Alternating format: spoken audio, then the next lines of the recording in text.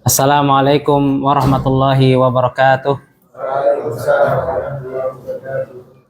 Innal hamdalillah nahmaduhu wa nasta'inuhu wa nastaghfiruh wa na'udzu billahi min syururi anfusina wa min sayyiati a'malina may yahdihillahu fala mudhillalah wa may yudlilhu fala hadiyalah. Asyhadu an la ilaha illallah wahdahu la syarikalah wa asyhadu anna Muhammadan abduhu wa rasuluh. Allahumma salli ala Muhammadin wa ala alihi wa sahbihi wa barik wa sallim. Qala Allah tabaraka wa ta'ala fil Qur'anil Karim, ya ayyuhalladzina amanu taqullaha haqqa tuqatih wa la tamutunna illa wa antum muslimun, amma ba'd. Fa inna asdaqal hadithi kitabullah wa khairal huda huda Muhammadin sallallahu alaihi wasallam wa syarrul umuri muhdatsatuha fa inna kulla muhdatsatin fid dini bid'ah wa kulla bid'atin dhalalah wa kulla dhalalatin finnar. Kaum muslimin, bapak-bapak, ibu-ibu, adik-adik yang dirahmati dan dimuliakan oleh Allah tabaraka wa taala. Alhamdulillah, kita senantiasa panjatkan puja puji syukur kita kepada Allah tabaraka wa taala karena berkat limpah nikmat, taufik dan hidayahnya kita dapat diberikan kemudahan oleh Allah tabaraka wa taala untuk bersama-sama berkumpul dalam rangka melaksanakan ibadah daripada ibadah-ibadah Allah yang mulia, yaitu menuntut ilmu. Salawat dan salam semoga senantiasa Allah curahkan, Allah limpahkan kepada junjungan besar sauri tauladan manusia Nabi Muhammad sallallahu alaihi wasallam beserta para keluarga beliau, para sahabat serta orang-orang yang senantiasa berada di jalan beliau hingga akhir kiamat kelak. Allahumma inna nas'alukal huda wat tuqa wal afafa wal ghina.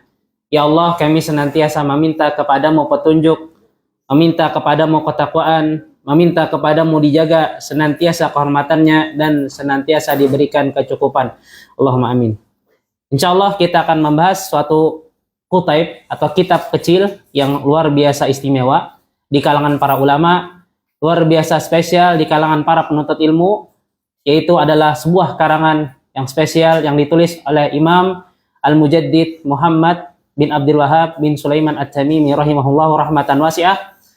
Sama seperti pengarang kitab kemarin, yaitu kitab Tauhid, yaitu Syekh Muhammad bin Abdul Wahab rahimahullahu taala. Nah, di sini adalah kitab yang spesial yang mana para ulama senantiasa memperhatikan kitab ini. Mulai dari zaman semenjak beliau sampai zaman sekarang. Yang mana banyak sekali syarah-syarah yang diterbitkan, yang dicetak untuk mensyarah kutaib atau kitab kecil ini. Ini menunjukkan bahwasanya kitab ini sangat luar biasa bermanfaat. Ini menunjukkan kepada kita bahwasanya adalah Syekh Muhammad bin Abdul Wahab sangat ikhlas dalam menuntut ilmu, sangat ikhlas dalam mencetak buku, sangat ikhlas dalam menyebarkan ilmunya. Oleh karena itu, mulai dari zaman dahulu sampai zaman sekarang, bukunya masih ada dan senantiasa dipelajari, bahkan dipelajari sampai hari sekarang ini. Ya, al-usul as-salasah, ya, ini secara bahasa atau secara artinya kita akan artikan kitab al-usul as-salasah.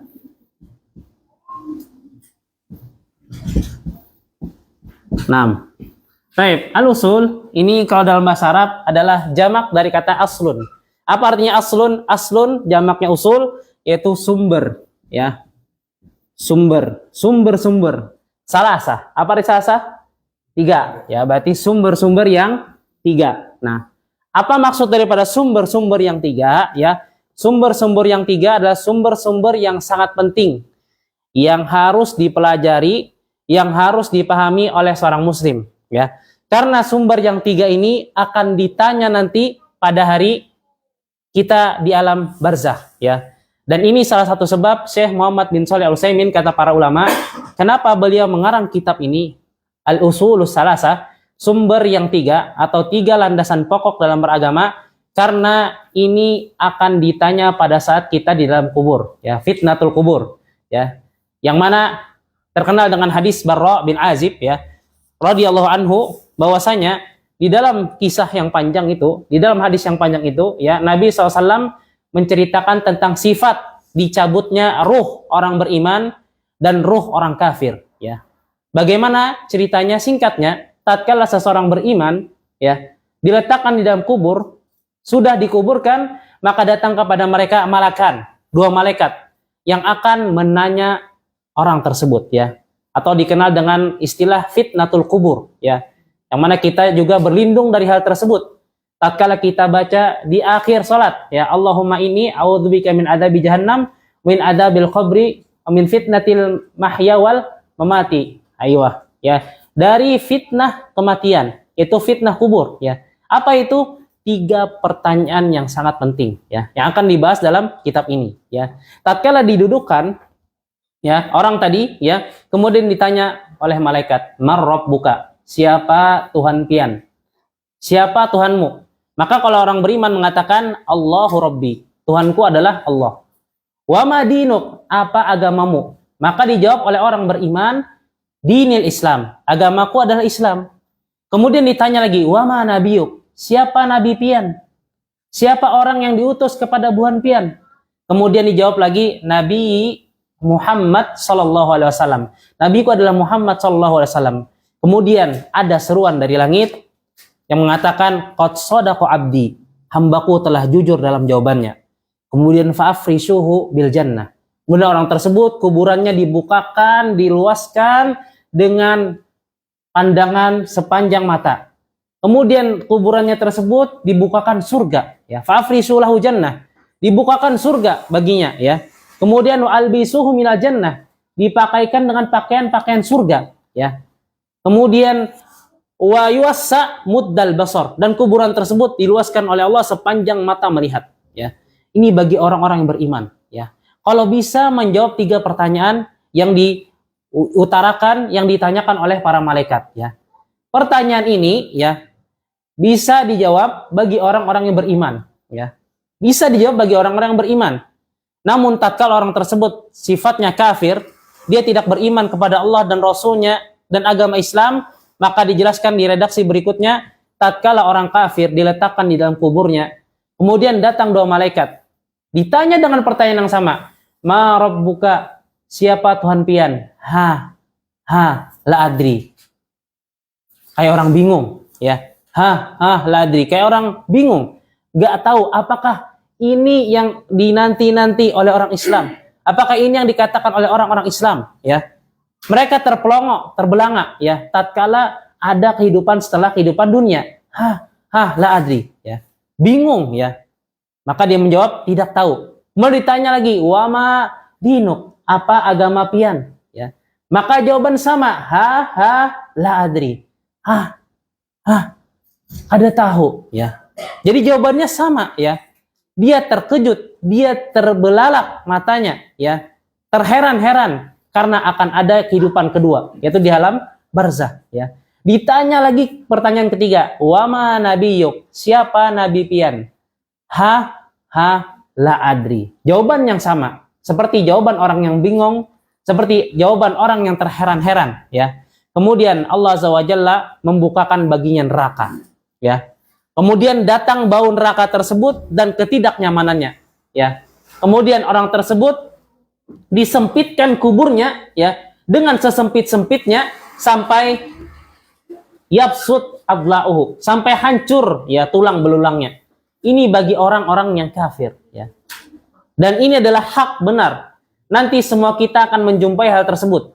Tatkala kita sudah berpindah dari dunia ini, tatkala kita sudah dicabut nyawanya oleh Allah Tabaraka wa Ta'ala, Allah akan mengutarakan 3 pertanyaan melalui malaikatnya. 2 malaikat yang Allah tugaskan untuk menanya orang muslim dan orang kafir, ya. Tatkala kita bisa menjawab 3 pertanyaan ini, maka kita akan dibukakan surga. Makanya orang beriman kalau sudah meninggal, kalau sudah di dalam barzah, ini hendak cepat hari kiamat. Kenapa? Hendak masuk surga, ya. Karena tidak ada seorang pun yang masuk surga, ya, pertama kali kecuali Nabi Muhammad SAW, orang pertama yang masuk surga. Setelah Nabi Muhammad SAW masuk surga, baru orang-orang mukmin dan muslim masuk ke dalam surga. Ya. Jadi dibukakan Pak di alam barzah kita nanti di istirahat kita menunggu hari kiamat, menunggu hari pembalasan, ditampakkan surga. Ya. Ini bagi orang-orang beriman yang bisa menjawab 3 pertanyaan penting. Ya. Namun bagi orang-orang yang tidak bisa menjawab 3 pertanyaan penting tadi, selesai sudah. Dihancurkan ya dia dan juga sampai tulang belulangnya hancur. Kuburannya sempit, bahkan dibukakan baginya pintu neraka. Makanya orang-orang kafir ya, di dalam Al-Qur'an, di dalam banyak ayat, mereka ingin dipending, dilamakan hari kiamat. Kenapa? Karena mereka akan masuk hal tersebut ya. Nah, dari sebab tadi, dari hadis tadi, maka muncullah al-usul salasah ya. Sumber 3 yang pokok. Sumber 3 yang penting, yaitu apa? Pertanyaan kita nanti di alam kubur. Ma rabbuka? Siapa gerang Tuhannya? Ya, siapa Tuhanmu? Wa ma dinuka? Apa agamamu? Ya, ini nanti akan dipertanyakan, ya. Wa ma nabiyuk? Dan siapa nabimu? Ya, kalau kita sudah belajar, ya, bisa jawab, bisa tidak. Ini sesuai dengan keimanan kita, ya. Semua itu tergantung dengan keimanan kita. Tatkala iman kita benar kepada Allah, ya, iman kita benar kepada Nabi Muhammad SAW, dan iman kita benar kepada agama Islam, ya, maka kita akan dimudahkan menuju surga, ya. Dan kita bisa jawab, ya. Namun tatkala orang sudah belajar, ya, buku ini, ya, namun imannya masih down, ya, bahkan dia mengingkari tauhid, bahkan dia mengingkari agama Islam, dia juga tetap tidak bisa menjawab, ya. Karena Nabi SAW menjelaskan secara detail di hadis Barra bin Azib sifat orang beriman, ya, tatkala di dalam kubur, ya. Kalau dia orang beriman, dia pasti bisa jawab 3 pertanyaan, ya. Baik dia pernah belajar, ya, baik dia belum pernah belajar, ya, tentang ini atau sudah belajar, ya, yang akan kita bahas, ya. Begitu juga orang kafir, baik dia sudah belajar, dia teliti kitabnya, dia baca berulang-ulang, ya, namun dia tidak beriman kepada Allah. Tidak beriman kepada Nabi Muhammad SAW, tidak beriman kepada agama Islam, dia tidak akan pernah bisa menjawab pertanyaan Allah Tabaraka wa Ta'ala melalui para malaikatnya. Ya. Kaum muslimin yang dirahmati dan dimuliakan oleh Allah Tabaraka wa Ta'ala, itulah sebab ya kenapa Syekh Muhammad bin Abdul Wahab yang dijelaskan oleh para ulama mengarang buku ini. Ya. Kenapa kita harus belajar siapa Tuhanmu, siapa nabimu, apa agamamu? Karena ini adalah pertanyaan yang akan dibahas di alam kubur nanti. Ya, pertanyaan pertama kali yang akan diwejangkan, yang akan dihadapkan, yang akan disodorkan kepada orang-orang beriman dan juga orang-orang kafir. Ya, di dalam kitab ini juga, ya, tadi sudah kita bahas sebab latar belakang kenapa beliau membuat kitab ini. Ya, rahimahullah rahmatan wasi'ah. Kemudian di dalam kitab ini, sebelum kita mempelajari al-usul salasah, 3 komponen penting tadi, ya, yang akan ditanyakan di alam barzah, ya, beliau akan membahas 3 perkara. Ya, sebelum mulai dalam kitabnya atau dikenal dengan muqaddimah. Mohon maaf lah. Baik. Yang pertama, kita akan mempelajari tentang 4 masalah yang wajib dipelajari, ya. Atau kita pakai bahasa Indonesia, 4 masalah yang wajib dipelajari, ya. Sebelum kita memulai kitabnya, ya, rahimahullah rahmatan wasi'ah, beliau juga mempunyai muqaddimah sendiri di dalam bukunya, ya. Harus kita mempelajari pesan penting, pesan ilmiah dari beliau, ya, di dalam kitab beliau ini. Sebelum mulai dalam kitabnya, ya. Pertama, 4 masalah yang wajib diketahui, ya. Ulun tuliskan secara singkat. Pertama, berilmu. Kemudian kedua, mengamalkannya. Kemudian yang ketiga, mendakwahkannya. Baik. Kemudian yang keempat yaitu bersabar atas cobaan, atas ujian yang akan menghadapi bagi pendakwah-pendakwah ilmu Allah Tabaraka wa Ta'ala. Kemudian yang kedua, ya, di dalam buku tersebut sebelum masuk ke dalam inti pembahasan, beliau juga membahas tentang masalah mengenal tauhid. Mengenal tauhid dan manhaj. Apa itu manhaj? Manhaj itu secara singkatnya adalah metode dalam beragama, ya. Cara beragama seorang muslim, lifestyle, gaya pola hidupnya, ya. sehari-harinya. Seorang muslim itu kayak apa? Nah, baik. Secara singkat di sini membahas tentang tauhid rububiyah. Apa itu tauhid rububiyah? Tauhid rububiyah ini tauhid ya, mengesahkan Allah tabaraka wa taala dalam aspek-aspek perbuatan sidin. Jalla jalaluh. Misalkan Allah lah mencipta sendiri, tidak ada sekutu baginya. Allah lah yang mengatur, tidak ada sekutu baginya. Allah lah yang dia menghidupkan dan mematikan, tidak ada sekutu baginya. Ya, ini tauhid rububiyah. Ya, tauhid yang dia berbicara dalam aspek-aspek ketuhanan, dalam aspek-aspek perbuatan Allah tabaraka wa taala. Bukan Allah itu terbagi tiga, bukan. Ya, maksudnya rububiyah itu adalah aspek yang dia mencakup ketuhanan Allah, mencakup perbuatan Allah jalla jalaluh. Kemudian yang kedua yaitu tauhid uluhiyah. Apa itu tauhid uluhiyah? Yang dia berkaitan dengan aspek ibadah. Contohnya kita beribadah kepada Allah, doa, berpuasa, sholat, bernazar, menyembelih karena Allah, berbakti kepada orang tua kepada Allah karena Allah tabaraka wa taala. Ini adalah aspek uluhiyah, ya. Mentauhidkan Allah dari segi ibadah, ya. Kemudian yang ketiga, dan ini berkaitan dengan manhaj, yaitu al-wala wal bara. Loyalitas. Ya. Nah, loyalitas kita kepada orang yang beriman, dan kita tidak loyal kepada orang-orang kafir. Berteman, bersahabat boleh, muamalah, berdagang dan semisalnya boleh dengan orang kafir. Namun tidak seloyalitas kita kepada orang-orang beriman, ya. Seprinsip kita terhadap orang-orang beriman, ya. Ini manhaj daripada orang-orang yang bertauhid, ya. Kemudian yang ketiga, yang terakhir, sebelum beliau memasuk ke dalam kitabnya, itu akan membahas yang namanya dinun hanif atau agama yang lurus. Kayak apa agama yang lurus itu?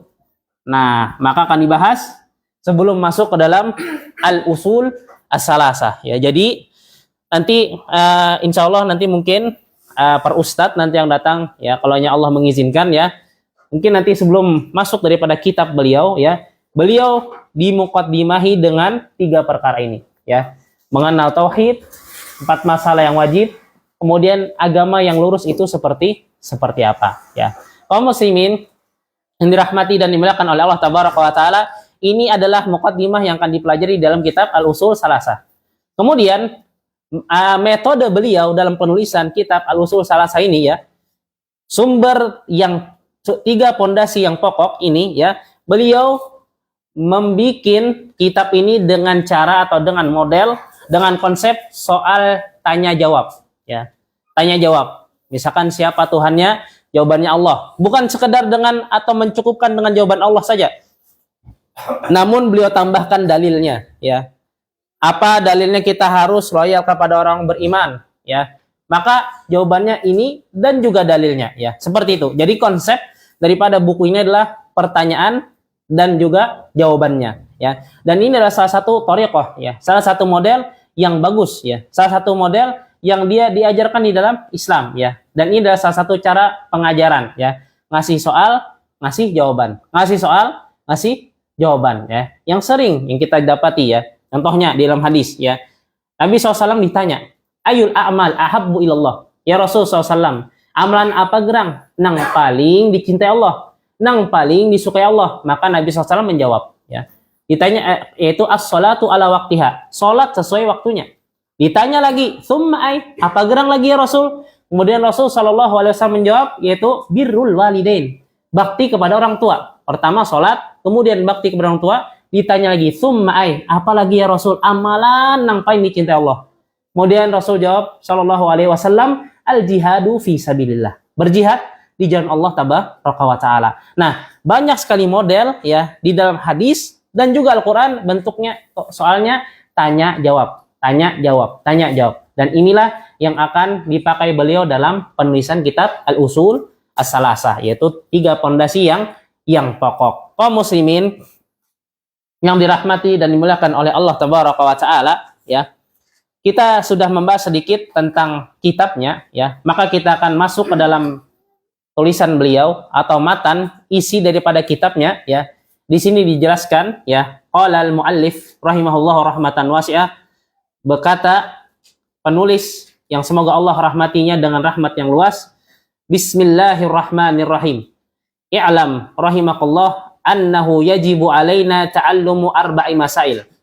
Beliau rahimahullah memulai kitabnya dengan membaca Bismillahirrahmanirrahim. Ya. Menulis kitabnya dimulai dengan Bismillahirrahmanirrahim. Ya.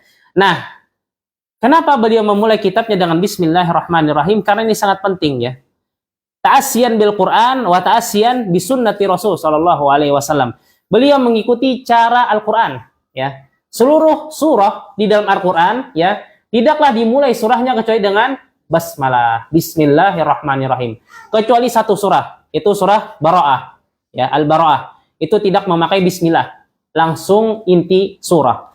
Namun seluruh surah 113 surah dalam Al-Quran semuanya dimulai dengan Bismillahirrahmanirrahim. Kecuali satu surah, itu surah Al-Bara'ah. Kalau tidak salah di juz 10 ya. Kemudian juga beliau mencontoh atau juga melihat ya qudwah ya dari Rasul sallallahu alaihi wasallam tatkala beliau mengirim pesan-pesan kepada raja-raja, contohnya Hiraqal ya. Hiraqal itu adalah laqab bagi raja Roma ya, sama seperti Firaun. Firaun itu juga sebuah laqab bagi raja Mesir ya. Jadi ke raja Hiraqal ya, ke raja Najasyi ya, laqab bagi raja negara Habasyah ya. Beliau memulai surat-surat beliau ya sallallahu alaihi wasallam ya dengan mengucap bismillah ya. Mengucap dengan bismillah. Sama juga seperti kita sehari-hari. Bismillah itu adalah salah satu doa yang hendaknya diucapkan tatkala mulai beraktivitas. Contohnya kalau kita makan bismillah, makan dengan mengucap bismillah, dimulai dengan bismillah. Kemudian kalau kita ingin pergi ya dari rumah ke suatu tempat, disunahkan membaca bismillahi tawakkaltu 'alallah la haula wala quwata illa billah. Bismillah juga ya. Jadi bismillah ini adalah suatu doa atau suatu ucapan ya yang dimulai di awal aktivitas ya, di awal aktivitas. Makanya beliau menulis bukunya dengan Bismillahirrahmanirrahim ya. Kemudian bismillah Allah ya. Allah adalah ismun min asma'illah. Nama daripada nama-namanya ya, Azza wa Jalla. Dan ini adalah nama yang khusus baginya. Nama yang paling agung baginya yaitu bukan Ar-Rahman, bukan Ar-Rahim, bukan Al-Aziz, bukan Al-Jabbar, tapi adalah Allah ya. Apa arti Allah? Allah artinya kata Syekh Shalih Al-Fauzan hafizahullah, kata beliau ma'luhun hubban wa ta'ziman. Allah itu artinya adalah ma'luh, nang disembah, nang diibadahi, nang dipuja ya secara cinta dan pengagungan. Yaitu artinya Allah ya. Apa itu Allah? Sesuatu yang disembah, sesuatu yang dipuji, sesuatu yang diibadahi dengan cara cinta dan penuh pengagungan. Itu arti Allah ya. Bismillah, dengan nama Allah, itu dengan yang menciptakan langit dan bumi, dengan yang diibadahi di langit dan bumi ya. Ar-Rahmanir-Rahim ya. Ar-Rahmanir-Rahim artinya sama, penyayang ya. Ar-Rahman Ar-Rahim, Maha Penyayang. Dengan nama Allah ya. Siapa Allah itu? Ar-Rahman Ar-Rahim, yang Maha Penyayang. Apa bedanya Ar-Rahman dan Ar-Rahim ya? Ar-Rahman itu adalah sifat yang ada senantiasa pada diri Allah ya. Kasih sayang yang melekat selalu pada diri Allah, mulai dari zaman azali sampai tidak ada terbatas ya, sampai tidak ada batasnya ya. Kemudian Ar-Rahim ya, sama artinya kasih sayang atau cinta ya, namun kasih sayangnya lebih kepada musilah ilal ibad ya. Kasih sayangnya itu sampai kepada para hambanya ya. Kalau Ar-Rahman itu dia sifat yang melekat kepada Allah Tabaraka wa Ta'ala ya, yang menunjukkan oleh itu kasih sayang, penuh cinta, penuh rahmat ya. Kalau Ar-Rahim itu adalah kasih sayangnya sampai kepada para makhluknya ya. Itu sifat yang sangat melekat kepada Allah Tabaraka wa Ta'ala, yaitu Ar-Rahman dan juga Ar-Rahim. Bismillahirrahmanirrahim, dengan menyebut nama Allah yang Maha Penyayang ya. Kemudian beliau ya di sini menulis di dalam kitabnya, i'lam rahimakallah, ketahuilah, semoga engkau pembaca, semoga engkau yang mendengarkan, semoga engkau yang melihat dirahmati oleh Allah Tabaraka wa Ta'ala. Ini luar biasa ya, Syekh Muhammad bin Abdul Wahab ini orangnya sangat baik ya, sangat penyayang. Tidak dia melihat orang yang membacanya ini orang yang dia menyimpang kah, atau menghujatnya kah, atau memfitnahnya kah, tidak. Tapi dia senantiasa mendoakan kepada para pembaca. Ya alam rahimakallah. Semoga Allah merahmati pian.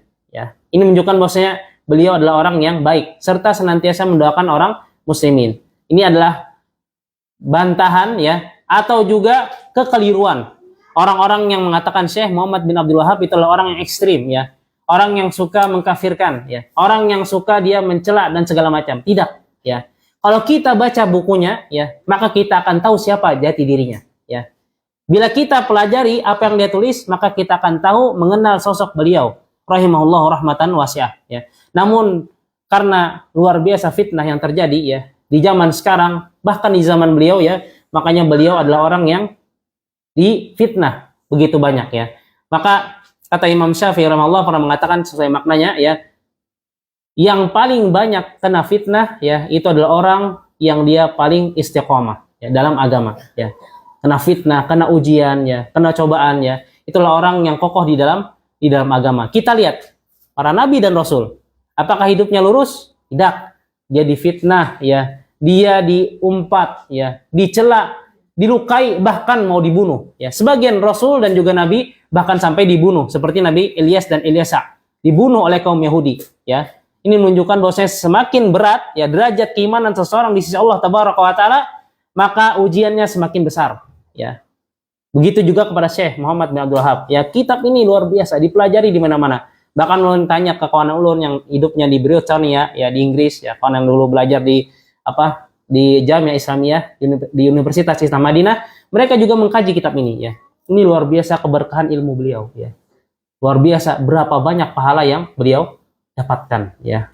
Semakin orang mempelajari, semakin orang mengamalkan, beliau dapat pahala di kuburannya. Ini sangat luar biasa. Buku ini sangat spesial. Beliau adalah orang yang baik ya, yang senantiasa mendoakan kaum muslimin ya. I'lam rahimakallah. Ketahuilah, semoga engkau Allah rahmati, semoga engkau Allah sayangi ya. Annahu yajibu alaina ta'allumu arba'i masail. Wajib bagi kita semua untuk mempelajari 4 perkara ya. 4 model ya. Mempelajari 4 perkara. Ini masuk pada pembahasan pertama. 4 masalah yang wajib diketahui seorang muslim, seorang mukmin. Al-ula, nang pertama ya. Nang dahulunya yang wajib kita ketahui pertama-tama yaitu al-ilmu, yaitu berilmu ya. Harus kita itu berilmu. Nah, pegerang kita pertama kali berilmu ya. Karena berilmu ya adalah sesuatu yang Nabi Muhammad SAW katakan kepada kita semua bahwasanya wajib untuk dicari. Sebagaimana dari Anas bin Malik radhiyallahu anhu, Nabi SAW pernah bersabda ya, talabul ilmi faridatun ala kulli muslim. Menuntut ilmu, belajar ilmu ya, memperdalam ilmu itu adalah kewajiban bagi seorang muslim ya. Jadi kalau kita ya ini orang muslim ya, di antara habit, di antara kebiasaannya ya, di antara lifestyle-nya dia ketujuh belajar ya. Harus berilmu dulu ya. Harus dia memperdalami suatu pengetahuan dulu ya. Harus berilmu ya. Maksud ilmu di sini apa, Gerang? Ilmu dunia kah? Bukan ya, karena kita berbicara masalah yaitu agama, masalah syariat, maka ilmu di sini, berilmu di sini maksudnya adalah berilmu syariat ya. Berilmu syar'i. Kapan ilmu itu dikatakan syar'i? Nah, ini artinya wa huwa ma'rifatullahi wa ma'rifatu nabihi wa ma'rifatu dinil islami bil adillah. Ilmu itu kalaunya benar secara pandangan syariat, benar secara pandangan Allah, yaitu sesuatu dikatakan berilmu menurut pandangan syariat. Pertama, ilmu itu tatkala dia mengenal Allah ya. Kemudian yang kedua, wa ma'rifatu nabi, dia mengenal Nabi Muhammad sallallahu alaihi wasallam ya. Bukan cuma mengenal nama Muhammad bin Abdullah bin Abdul Muttalib sallallahu alaihi wasallam, bukan itu saja ya. Namun mengenal Rasul di sini bukan sebatas nama ya, sebatas gelar Al-Amin, orang terpercaya, bukan. Tapi kita juga harus mempraktekkan ya, meneladani apa saja yang diucapkan dan juga dilakukan oleh Nabi Muhammad sallallahu alaihi wasallam ya. Kemudian wa ma'rifati dinil Islam bil adillah, dan juga mengenal agama Islam ya dengan dalil-dalilnya ya. Nah, tadi 3 ya.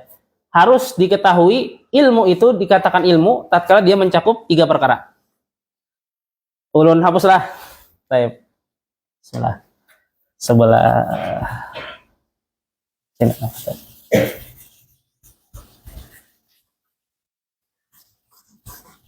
Ilmu menurut kacamata syariat, menurut pandangan syariat ya, tatkala ilmu tersebut menghasilkan atau berbuah, dia mengenal siapa penciptanya, yaitu Allah ya.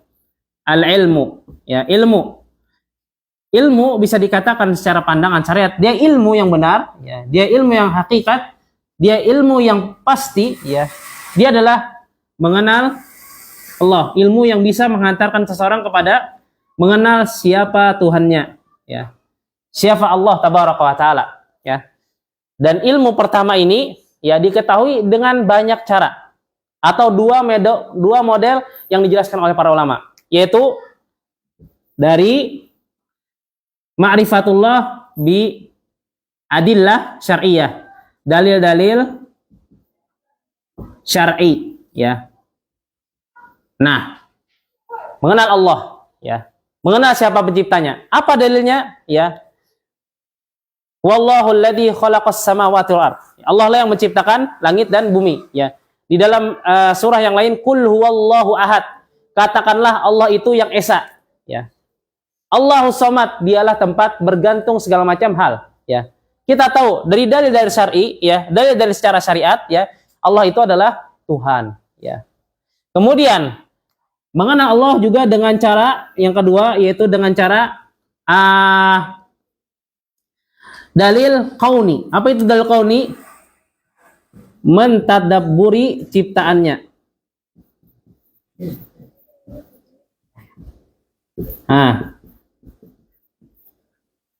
Ya. Melihat ciptaan Allah tabaraka wa taala. Bagaimana seorang manusia bisa ada di muka bumi? Bagaimana bisa langit berdiri tanpa adanya tiang? Bagaimana seekor unta ya yang dengan bekas kencingnya bisa nyembuhin sakit ya. Kencing unta itu bisa nyembuhin sakit ya. Kita lihat itu luar biasa dahsyat ciptaan Allah tabaraka wa taala ya. Dari situ kita tahu ini ada pencipta berarti ya. Mengenal Allah tabaraka wa taala ya. Kapan sesuatu dikatakan ilmu? Tatkala ilmu tersebut menghasilkan, membuahkan kita kenal siapa pencipta kita, siapa Tuhan kita tabaraka wa taala ya. Dengan dalil-dalil syar'i dari Al-Qur'an atau hadis, atau dengan cara yaitu mentadabburi ciptaannya ya. Kemudian yang kedua, mengenal Nabi Muhammad SAW. Mengenal Nabi ya. Muhammad bin Abdullah bin Abdul Muttalib sallallahu alaihi wasallam ya. Nah, ini ya mengenal Nabi Muhammad SAW ya. Nah, ini penting. Kenapa penting ya? Kita sudah tahu siapa Tuhannya, secara singkat ya. Kita sudah tahu siapa penciptanya, siapa pengaturnya. Namun, apa yang dikehendaki oleh sang pencipta ya, apa yang diinginkan oleh seorang Allah tabaraka wa taala, oleh zat yang maha sempurna ya, apa yang diinginkannya terhadap hambanya kita tidak tahu ya. Kecuali dengan thariqur rasul ya, cara yaitu dengan jalan Nabi Muhammad SAW. Tidak ada jalan lain untuk mengenal Allah, tidak ada jalan lain untuk mendekatkan diri kepada Allah, tidak ada jalan kita untuk beribadah dengan ibadah yang dicintai dan diridhoi oleh Allah tabaraka wa taala kecuali dengan mengenal Nabi ya. Kalau kita kada kenal Nabi Muhammad SAW ya, maka kita tidak tahu apa nang hendak dikehendaki Allah ya. Allah menyuruh kita sholat ya, di dalam Al-Quran, sholat 5 waktu. Caranya bagaimana? Melalui Nabi Muhammad SAW. Allah menyuruh kita bertauhid ya. Bagaimana perincian tauhid yang benar, yang spesifik? Melalui Nabi Muhammad SAW. Allah Azza wa Jalla menyuruh kita untuk berzakat, berpuasa, berhaji. Gimana caranya? Kayak apa yang dikehendaki Allah? Itu melalui Sidin ya, sallallahu alaihi wasallam. Maka kita penting mengenal siapa sosok Nabi Muhammad SAW ya. Bukan cuma sekedar nama, sekedar lakop, sekedar gelar, namun kita pelajari metode-metode beliau dalam mendekatkan diri kepada sang pencipta, yaitu Allah tabaraka wa taala ya. Kemudian ya, kalau kita sudah tahu siapa Tuhannya, siapa nabinya, kayak apa kita caranya untuk mendekatkan kepada Allah tabaraka wa taala, maka yang ketiga yaitu dengan cara mengenal agama yang Allah ridhoi ya. Sebelum itu ya, Nabinya Muhammad. Dari mana kita tahu ya? Nabinya Muhammad ya, dalam Al-Qur'an banyak sekali ya dijelaskan. Bahkan di dalam kitab-kitab terdahulu ya, di dalam kitab-kitab terdahulu seperti Injil, Taurat dan Zabur yang menjelaskan bahwasanya nabi terakhir itu adalah Nabi Muhammad sallallahu alaihi wasallam. Namun ditegaskan di dalam Al-Qur'an ya, karena agama kita adalah agama berdalil ya. Bukan agama kisah, bukan agama perasaan, bukan agama hawa nafsu, bukan agama keinginan personal, bukan. Tapi agama kita dilandaskan oleh dengan yang namanya dalil ya. Apa dalilnya bahwasanya Nabi itu adalah Nabi Muhammad SAW? Ya, Allah Azza wa Jalla menjelaskan dalam Al-Quran, diantaranya dalam surah Al-Ahzab ayat ke-40, maka Muhammadun aba ahadim min rijalikum walakinna Rasulullah wa khataman nabiyyin. Tidaklah Nabi Muhammad SAW itu adalah abah-abah buan pian lain ya, karena Nabi Muhammad SAW itu adalah orang yang sangat baik ya, sangat luar biasa budi pekertinya. Makanya orang Arab itu ya sangat berbangga menjadikan Nabi SAW sebagai ayah angkat ya. Nabi SAW itu bukan ayah dari salah seorang dari kalian. Walakinna Rasulullah wa khataman nabiyyin. Akan tetapi si Muhammad sallallahu alaihi wasallam, yaitu Nabi Muhammad sallallahu alaihi wasallam ya, orang paling sempurna, paling mulia ya, itu adalah Rasulullah, itu utusan Allah ya, wa khataman nabiyyin, dan penutup para nabi dan rasul. Ya. Jadi dalilnya jelas ya. Ini loh nabinya, bukan namanya yaitu Daud, bukan namanya Yohanes, tapi nabinya adalah Muhammad sallallahu alaihi wasallam ya. Kemudian dengan tahu siapa nabinya, maka kita juga harus tahu apa agama, apa model nang dicintai lawan diketuji Allah ya. Agama nang mana? Nasoro kah? Yahudi kah? Majusi kah? Atau agama nang lain? Maka Allah secara tegas mengatakan innad dina indallahil Islam. Sesungguhnya agama yang ada di sisi Allah itu adalah agama Islam ya. Dan juga sebelum Nabi Muhammad SAW wafat ya, tatkala sudah menyelesaikan hadis-hadis wahyu-wahyu dari Allah ya, Allah SWT menurunkan wahyu terakhir yang berbunyi al-yawm akmaltu lakum dinakum wa atmamtu alaikum ni'mati wa raditu lakumul islam madina. Dan aku telah meridhoi Islam adalah agama buan pian ya. Jadi agama nang dipakai itu adalah agama Islam ya. Jadi sudah mengenal siapa penciptanya itu Allah Tabaraka wa Taala, sudah mengenal siapa nabinya Muhammad sallallahu alaihi wasallam ya. Kemudian sudah mengenal apa agamanya, yaitu Islam. Nah, Islam ini ya terbagi dua. Islam yang secara umum ya. Islam yang secara khusus, apa maksudnya? Nah, baik. Islam secara umum adalah agama yang dia sudah ada mulai dari zaman nabi-nabi terdahulu ya. Bahkan mulai dari zaman Nabi Adam alaihissalam ya. Apa agama Nabi Adam, Nabi Nuh, Nabi Ibrahim, Nabi Ishak, Nabi Yakub, semua agamanya yaitu Islam ya. Nah, agamanya Islam. Apa dalilnya? Baik. Dalilnya banyak sekali, di antaranya ya di dalam surah Al-Baqarah Allah Azza wa Jalla menyebutkan ya, mengisahkan tentang perkataan anak-anaknya Nabi Yakub alaihissalam. Nah, Nabi Yakub alaihissalam, anak-anaknya tuh cikal bakal golongan apa? Nah, ini Yahudi ya, Israel ya. Apa kata anak-anaknya Nabi Yakub alaihissalam? Qalu na'budu ilahaka wa ilaha abaika Ibrahima wa Ismaila wa Ishaqa ilaha wahida wa nahnu lahu muslimun ya. Mereka berkata, anak-anak Yakub alaihissalam ya, anak-anak Yakub diantaranya Nabi Yusuf alaihissalam ya, dan yang lainnya mengatakan na'budu ilahaka, kami akan menyembah agama pian wahai abahku tersayang ya. Abahnya tatkala mau meninggal. Ini dipatrikan Allah di dalam Al-Quran surah Al-Baqarah juz pertama ya, ungkap diingat ayatnya berapa? Baik. Qalu na'budu ilahaka, kami benar-benar akan menyembah Tuhanmu ya, ya ayahku tersayang. Wa ilaha abaika, dan juga agama nenek moyang pian ya. Siapa? Ibrahim wa Ismail wa Ishaq ya. Agama Ibrahim, Ismail dan Ishaq. Apa agamanya? Yaitu Islam. Wa nahnu lahu muslimun, dan kami kepada Allah tabaraka wa taala yaitu berserah diri atau mengislamkan diri kami. Ya. Jadi agama yang dipakai ya mulai dari zaman dahulu sampai zaman sekarang sampai hari kiamat semuanya Islam secara umum. Walakin akan tetapi di sana syariatnya berbeda-beda. Allah juga sebutin walikullin ja'alna minkum syir'atan wa minhaja. Pada setiap umat dari kalian dibikin syariat dan metode beragama. Contoh, syariatnya Nabi Musa. Tatkala dia bertobat dari kesyirikan, caranya adalah membunuh dirinya. Di zaman sekarang syariatnya, tatkala dia bertobat dari kesyirikan, cukup bertobat nasuha. Ya. Kemudian juga di zaman Nabi yang lain, ya, ketika berperang, ya, ada harta rampasan. Di zaman Nabi-Nabi terdahulu syariat model beragamanya itu tidak boleh diambil. Ya. Jadi bagaimana? Ghanimah harta rampasan perang tersebut dikumpulkan di tengah lapangan, kemudian Allah Azza wa Jalla menurunkan api yang luar biasa untuk melenyapkan harta rampasan perang tersebut. Namun di zaman Nabi Muhammad SAW, ya, harta rampasan perang dihalalkan. Ya. Jadi syariat mereka berbeda-beda, ya, cara beragama mereka berbeda-beda, namun agamanya sama, yaitu Islam secara umum. Ya.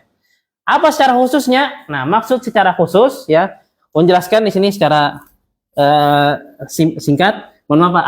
Baik. Secara umum adalah apa itu Islam secara umum? Ibadatullahi wahdah la syarikalah.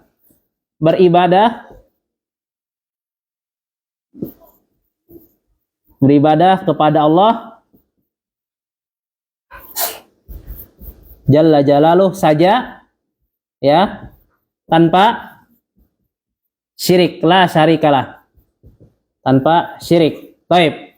Nah, secara khusus, ya, maksudnya adalah agama yang diturunkan kepada Nabi Muhammad sallallahu alaihi wasallam. Sallallahu alaihi wasallam. Baik. Nah, ini maksudnya, ya. Jadi Islam itu, ya, adalah agama seluruh para nabi dan rasul secara umum. Namun syariatnya, ya, model beragamanya berbeda. Apa maksud Islam secara khusus? Yaitu Islam yang kita kenal sekarang, ya, dengan syariat yang sudah dipelajari, sudah dipahami. Misalkan, yaitu kita tatkala bertaubat tidak perlu bunuh diri seperti kaum Nabi Musa. Ya, kita dibolehkan untuk mengambil harta rampasan perang. Ya, dan semisalnya itulah agama pada saat zaman Nabi Muhammad SAW, itu agama Islam tapi dengan metode yang telah Allah tetapkan, ya. Ya, jadi di sini, ya, kapan ilmu itu dikatakan ilmu syar'i? Tatkala dia mengenal Allah, mengenal Tuhannya, menghasilkan siapa penciptanya, menghasilkan siapa nabinya, ya, tahu siapa nabinya, mempelajari sirah dan juga cara hidupnya, kemudian tahu agama nang Allah pakai, agama nang Allah ridhoi. Nah, keseluruhannya ini, ya, semuanya disingkat dengan bil adillah, ya. Nah, harus pakai apa? Harus pakai dalil, ya. Jadi kalau pian mengenal Allah, mengenal Nabi Muhammad SAW dan juga agama, itu semuanya harus berlandaskan dalil, ya. Kada boleh ujar fulan. Ada boleh agama tuh dibangun di atas mimpi-mimpi. Ada boleh agama tuh dibangun di atas perasaan. Oh, Sahih Bukhari itu menurut perasaanku kada bujur aja. Ada seseorang mengatakan demikian. Perasaan, agama tidak dibangun di atas perasaan, ya. Agama tidak dibangun di atas suka, ya. Agama tidak dibangun di atas yang namanya ego, ya. Semua dibangun di atas yang namanya dalil, ya. Harus ada dalilnya, harus ada hujahnya, ya. Karena semua akan dipertanggungjawabkan di sisi Allah Tabaraka wa Ta'ala, ya. Bukankah kita nanti pada hari kiamat, kata Nabi SAW, la yazalu qadama abadin yaumal qiyamah hatta yus'al an ilmihi fima amilah, ya. Senantiasa seorang hamba itu pada hari kiamat nanti tatkala ditanya, berdiri di hadapan Allah sampai ditanya, ya, tentang ilmunya untuk apa dia amalkan, ya. Jadi ilmunya itu apa? Dalilnya, hujahnya, landasan yang kita utarakan kepada Allah Tabaraka wa Ta'ala. Kenapa kita sholat ya 5 waktu dengan 4 rakaat, dengan 3 rakaat, dengan 4 rakaat, dengan 2 rakaat, itu ada dalilnya. Ya. Kenapa seperti demikian? Ada dalilnya. Kenapa seperti itu? Karena ada dalilnya. Harus ada dalil. Ya. Dan Allah lah yang mengajarkan kita akan hal tersebut. Ya. Bukan para ulama, tapi Allah Azza wa Jalla mengajarkan kita untuk beragama di atas dalil. Ya. Harus ada hujjah. Dalilnya dari Quran kah? Atau dari sunnah Nabi Muhammad Sallallahu Alaihi Wasallam. Ya. Jadi kita beragama itu bukan perasaan, bukan mimpi-mimpi, kisah-kisah, kemudian ego, bukan. Agama dibangun di atas dalil. Ya. Allah Azza wa Jalla pernah menjelaskan di dalam Al-Quran bahwasanya kita beragama itu diantaranya harus berdalil. Ya.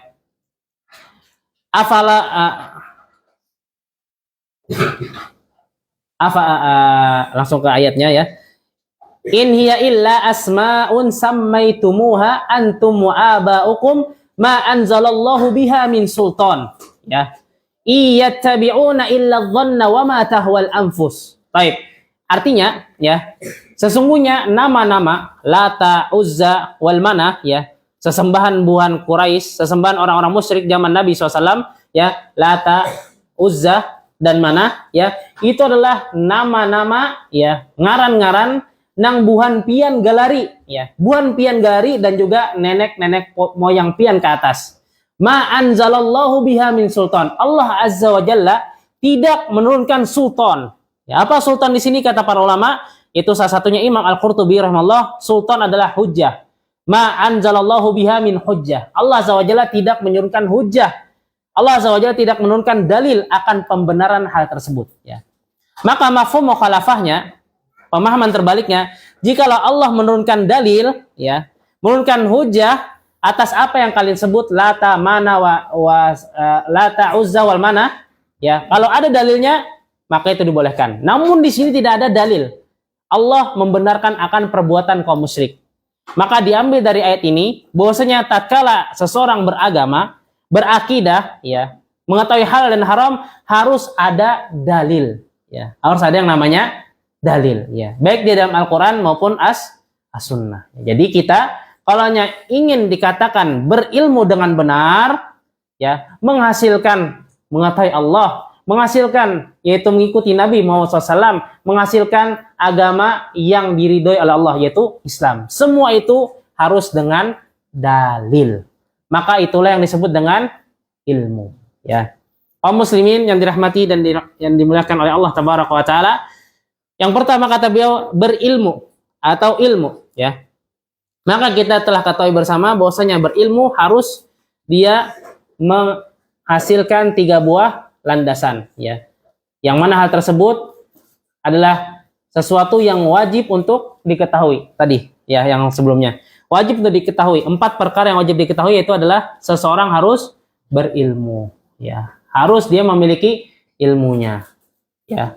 Kemudian kalau sudah punya ilmunya, maka kata beliau wal amalu bihi, mengamalkan ilmu tersebut ya. Jadi kalau sudah punya ilmu ya, punya landasan hukum ya, maka seseorang harus mengamalkan ilmunya. Toh kita ketahui bersama, apa tujuan kita menuntut ilmu? Apa tujuan kita datang ke kajian? Apa tujuan kita dengar ceramah? Apa tujuan kita lihat YouTube ya, lihat di media sosial dan lainnya ya, sesuatu hal yang berkaitan terlebih khusus terhadap agama adalah untuk diamalkan ya. Percuma orang yang banyak ilmu namun tidak diamalkan ya. Ilmu itu dikatakan bermanfaat tatkala diamalkan ya. Maka kalau seseorang itu mengamalkan ilmu ya, kalau seseorang itu berilmu maka dia harus mengamalkan ilmunya ya. Sebagaimana yang dulu sering dilakukan oleh Nabi Muhammad SAW dan juga para sahabatnya. Contohnya, Umar bin Khattab radhiyallahu anhu ya, beliau tidaklah menghafal 8 ayat berikutnya kecuali beliau sudah menerapkan hukum 8 ayat yang dia telah hafal ya. Di Umar bin Khattab radhiyallahu anhu, di antara metode hidupnya, beliau kalau ngapalin Quran ya, beliau nggak lanjut ke ayat berikutnya sampai beliau ngamalin 8 ayat yang dia sudah hafal. yaitu Umar bin Khattab radhiyallahu anhu, ya. Jadi ilmu itu sudah dipelajari, sudah dihafal, harus diamalkan, ya. Berkatalah para ulama, ya, di antaranya para ulama hadis, kata mereka, kunna nasta'inu ala hifdzil hadis bil amali bihi. Bahari buhan kami senantiasa hendak menghafal hadis, ya, berilmu dalam suatu hadis, maka kami amalkan, ya. Jadi diamalkan, ya. Kalau sudah berilmu maka harus diamalkan, ya. Karena ilmu sebagaimana tadi ulun jelaskan di dalam hadis, ya, akan ditanya, ya, di hadapan Allah tabaraka wa taala an ilmihi fima amilah, ya, tentang ilmunya sudah diamalkan atau tidak, ya. Nanti seseorang itu di hadapan Allah berdiri dari kiamat, ya, di sidang, ya, ditanyakan 4 perkara. Pertama, an jismihi fima yublah, ya, tentang dirinya, untuk apa dia gunakan nih, badan nih digunakan untuk apa? Maksiati Allah kah atau taat kepada Allah, ya. Kemudian tentang hartanya, ya, untuk maksiati Allah kah atau untuk beribadah kepada Allah. Kemudian ketiga yaitu tentang ilmunya, untuk apa dia amalkan. Sudahkah dia amalkan? Pian tahu salat itu yang wajib 5, sudahkah dia amalkan? Nah, mun balum ini nanti akan disiksa oleh Allah tabaraka wa taala. Ilmu pian tahu salat itu wajib 5 buting, ya. Zuhur, asar, maghrib, isya. Sudah tahu ilmunya, maka apakah sudah diamalkan? Kita sudah tahu wajib berbakti kepada orang tua, wajib memuliakan orang yang tua. Sudah tahu ilmunya, ditanya nanti pada hari kiamat, sudah gerang diamalkan, ya. Jadi harus mengamalkan ilmu, ya. Kemudian secara singkat, ya, ketiga, ad-da'wah ilaih, ya, mendakwahkan ilmu tersebut, ya. Kalau yang poin pertama dan poin kedua, ya, berilmu dan juga mengamalkannya, ini kembali kepada personal, ya, kembali kepada diri masing-masing, ya. Kemudian mengamalkannya, ya, mengamalkannya ini adalah kembali juga kepada diri masing-masing, ya. Dan yang ketiga, kalau sudah ada ilmu, kalau sudah diamalkan, maka harus kita mendakwahkannya, ya. Ud'u ila sabili rabbik bil hikmati wal mau'izatil hasanah. Serulah ke jalan Allah, ya. Siapa yang menyuruh? Allah menyuruh kita untuk berdakwah, ya, dengan hikmah wal mau'izatil hasanah, dengan penuh hikmah dan cara yang lemah lembut, ya. Berdakwah kita kalau sudah tahu ilmunya, ya, tidak boleh makai jimat, ya. Tidak boleh kita bersumpah kepada selain Allah, tidak boleh kita bernadar kepada selain Allah, ya. Tidak boleh kita misalkan menyembelih kepada selain Allah, ya. Sudah tahu banyak ilmunya tentang tauhid, sudah diamalkan, maka tugas kita yang ketiga adalah mendakwahkan ilmu tersebut, ya. Paling tidak kita kasih tahu. Kalau urusan menerima dan tidak, ya, maka itu urusan Allah, ya. Urusan kita cuma nyampaikan, wa ma alaina illal balagh, ya. Tidaklah pada kita kecuali tugas kita adalah untuk menyampaikan saja, ya. Mau nerima, alhamdulillah. Mau tidak terima, yaitu urusan dia. Kemudian yang keempat, yang terakhir yaitu as-sabru alal adha, ya. Bersabar atas segala macam ujian yang menimpa orang tersebut, ya. Jadi yang namanya orang mendakwahkan ilmu, terlebih lagi ilmu, ya, syariat, ilmunya Allah, itu rintangannya kada sepele, ya. Rintangannya luar biasa dahsyat, ya. Lihat Nabi Nuh alaihissalam selama 950 tahun berdakwah di jalan Allah, yang ikut Nabi Nuh alaihissalam cuma nggak sampai ratusan orang, ya. 1000 tahun, mau 1000 tahun, ya, cuma ratusan orang, atau bahkan tidak sampai ratusan orang, ya. Nabi Muhammad SAW, ya, berdakwah, ya. Kemudian beliau berdakwah tidak mulus, enggak, ya. Tapi banyak ujian, cobaan yang menimpanya. Beliau diusir dari kampung halamannya, ya. Diusir dari tempat lahirnya, dilempari batu, bahkan hampir mau dibunuh sallallahu alaihi wasallam, ya. Bahkan ditinju giginya, ya, hancur, patah giginya, sebagian giginya hancur sallallahu alaihi wasallam, ya. Kemudian beliau, ya, rela berkorban demi kita, rela berkorban demi agama Allah tabaraka wa taala. Itu semua ada konsekuensinya, ya. Maka diharuskan bersabar. Kalau kita mendakwakan ilmu, maka di sana harus bersabar. Enggak usah jauh-jauh. Ilmu biasa aja, seorang guru tatkala sudah berilmu mengamalkan, ya, ilmu matematika, ilmu misalkan handasa, ilmu arsitek. Dia ngajar, ya, mendakwahkan ilmunya. Ada aja muridnya nang misalkan begayaan, ya. Ada aja misalkan muridnya misalkan kadang perhatikan gurunya, ya. Ya itu inilah yang harus dilakukan seorang muslim, ya. Dia dilakukan oleh seorang pendakwah, yaitu dia bersabar atas segala macam ujian, ya. Itu seorang guru biasa, ya. Apalagi guru agama, ya. Maka dia harus bersabar atas apa yang diberikan oleh Allah Azza wa Jalla daripada ujian-ujian dan cobaan, ya.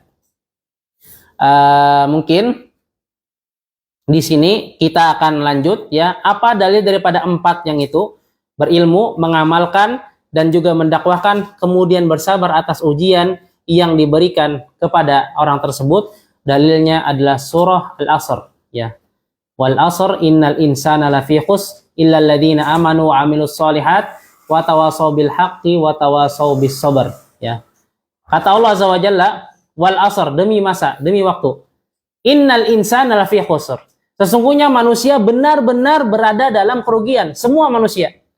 Bahkan nabi, ya, bahkan presiden, semua yang gelarnya manusia pasti merugi, ya. Di dalam ayat tadi menggunakan al-insan, pakai alif lam, yufidul istighraq, mencakup seluruh macam manusia. Kalau pian masih manusia, maka pasti merugi, ya. Dan Allah bersumpah akan hal tersebut. Tapi apa? Illal ladzina amanu wa 'amilus shalihat wa tawasaw bil haqqi wa tawasaw bis sabr. Kecuali orang-orang yang beriman, ya. Orang-orang beriman kepada Allah, beriman kepada Nabi Muhammad SAW, beriman kepada iman-iman yang wajib. Itu semua tidak akan tumbuh, tidak akan muncul tanpa adanya ilmu, ya. Itu syarat pertama, ya. Kapan seseorang tidak merugi? Beriman. Beriman kapan dia tumbuh, kapan dia muncul? Tatkala ada ilmu, ya. Wa amilus sholihat, kemudian dia beramal soleh, ya. Sudah berilmu harus diamalkan dengan amal-amal soleh, ya. Kemudian syarat yang ketiga supaya orang tidak merugi, wa tawasaw bil haq. Dia saling wasiat mewasiatkan, nasihat menasihati dalam hak. Apa itu hak? Hak itu yasmal al-iman wal amal wal ilm. Hak itu mencakup kepada iman, ilmu, dan mengamalkannya, ya. Wa tawasaw bil haq, yaitu saling menasihati dalam ilmu, saling menyebarkan ilmu, saling menasihati kebenaran, ya. Ini ketiga. Kemudian keempat, wa tawasaw bis sabr, dan saling mengingatkan akan kesabaran. Yang namanya pian berdakwah, menyampaikan ilmu yang benar, menyampaikan ilmu ke surganya Allah, mendatangkan ridha Allah, itu tidak mudah, ya. Pasti ada yang namanya rintangan, ya. Kita harus jauh-jauh, ya. Madahi kuitan kita misalkan masih belum tahu, ya. Maka disambati masih bau kencur, ya. Telawas aku hidup daripada ikam. Ya, banyak macam-macam, ya. Kita tetap sabar, ya. Karena dakwah itu, ya, tidak mesti lurus terus, ya. Harus bersabar di sana. Pasti ada cobaan dan juga ujian. Sebagaimana yang Allah berikan kepada Nabi dan juga Rasul, ya. Alaihimus salatu wassalam, ya. Maka kita harus bersabar atas ilmu yang kita sampaikan, ya. Dan juga kita harus berdakwah akan hal tersebut, ya.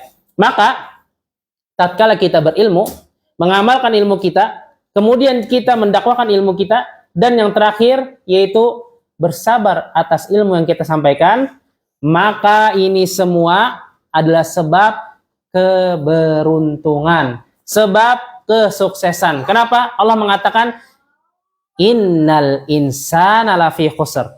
Sungguh manusia, nang ngarannya manusia pasti merugi. Kadada nang kada merugi, semua kecuali 4: berilmu, mengamalkan ilmunya, sharing ilmu tersebut, dan mendakwahkan hal tersebut, ya. Kemudian Imam Syafi'i rahimahullah mengatakan komentar akan ayat tersebut, kata beliau rahimahullah rahmatan wasi'ah, "Lau ma anzalallahu hujjatan ala khalqi illa hadhihi surah lakafathum." Jikalau Allah tabaraka wa taala tidak menurunkan hujjah kecuali surah ini aja, surah Al-Asr aja, di muka bumi kerda surah yang lain, kecuali surah Asr, surah Al-Asr, lakafathum, semua itu akan mencukupi mereka, ya. Kenapa? Karena manusia ini tujuannya apa? Anak rugi kah, anak untung kah? Hah. Anak rugi kah atau anak melarat kah? Ada mungkin ya anak melarat atau rugi. Semuanya pasti akan berkata ingin untung, ingin sukses, ingin selamat. Maka syaratnya tadi sudah dijelaskan oleh Syekh Muhammad bin Abdul Wahab melalui dalil Al-Quran, ya 4 kriteria orang sukses. Kalau mau bekerja, mau beramal, ya urusan dunia kah? Ya, hendak misalkan masuk tentara, masuk akmil, masuk polisi, kemudian juga ingin bisi perusahaan, ingin dagangannya laris, langsung beramal, ini salah. Ya, pertama apa? Ilmu dulu. Pian hendak sholat, langsung sholat. Kada ada ilmunya, kada diterima Allah. Ya, ini seperti gawiannya orang Nasoro. Ya, amalnya kuat, namun tidak dilandasi ilmu. Ya, ini salah. Ya, ilmu dulu. Ya, kalau sudah berilmu diamalkan. Ya, kalau sudah diamalkan, bantu share kepada yang lain. Dan ini kunci sukses. Allah berjanji, gak mungkin beliau menyelisih janjinya. Kadang mungkin Allah bakal ramput. Ya, terlebih dalam perkara dunia ataupun perkara akhirat. Kalau pian mau sukses, di antara caranya belajar, kemudian setelah belajar kembangkan ilmu tadi, praktekkan, kemudian pian jangan engken dalam memberi ilmu tersebut kepada orang lain. Ya, perkara dunia, perkara akhirat. Ya, di-share ilmunya, bagi ilmunya. Kemudian nang ngarannya men-share ilmu tadi pasti ada yang namanya gangguan. Ya, kalau pian ya jadi guru, siapa sini ada jadi guru lah? Ada. Nah, kalau jadi guru ya sudah bistilah di malam hari belajar, dia malakannya pas subuh, nah dipraktekannya. Kemudian di-share-nya ilmunya kepada murid-muridnya. Ada aja kena nang kada perhatikan, begayaan, betetawa. Nah, itu perkara dunia, Pak. Apalagi perkara akhirat, ya. Jadi kalau nyepian ingin sukses, maka empat ini diamalkan. 4 perkara yang wajib yang tadi sebelum ini ulun tulis, ya. Ilmu, amalkan, sharingkan, kemudian terakhir sabar atas ilmu yang kita share. Maka kita akan sukses. Siapa yang mau pada? Nabi? Lain.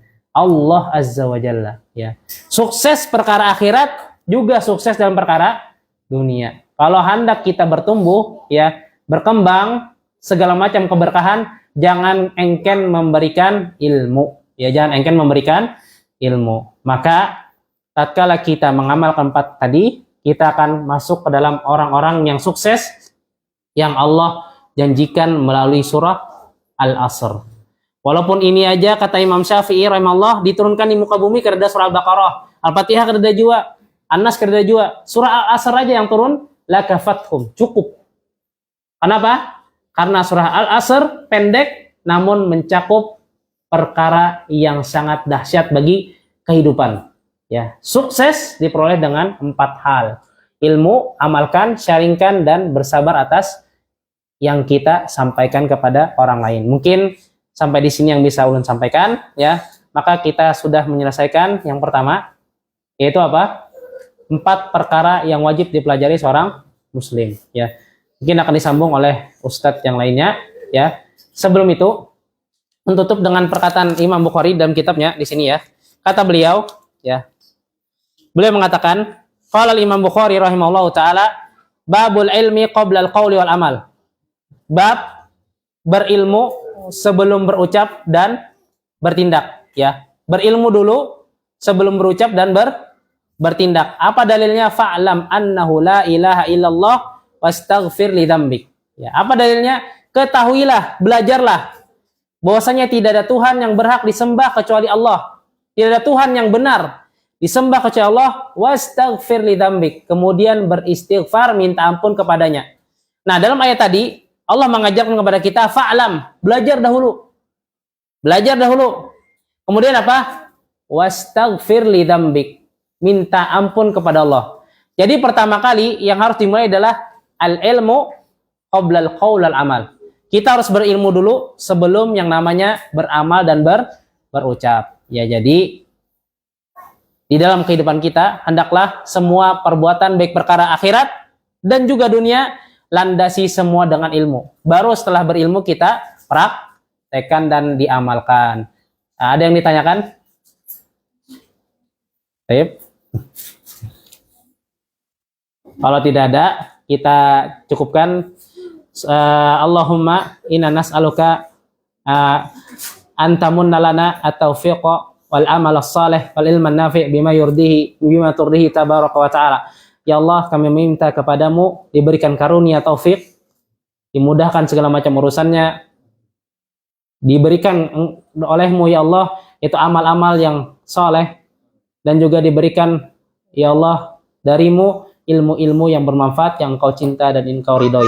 Subhanakallahumma bihamdika asyhadu an la ilaha illa anta astaghfiruka wa atubu ilaik. Wassalamualaikum warahmatullahi wabarakatuh.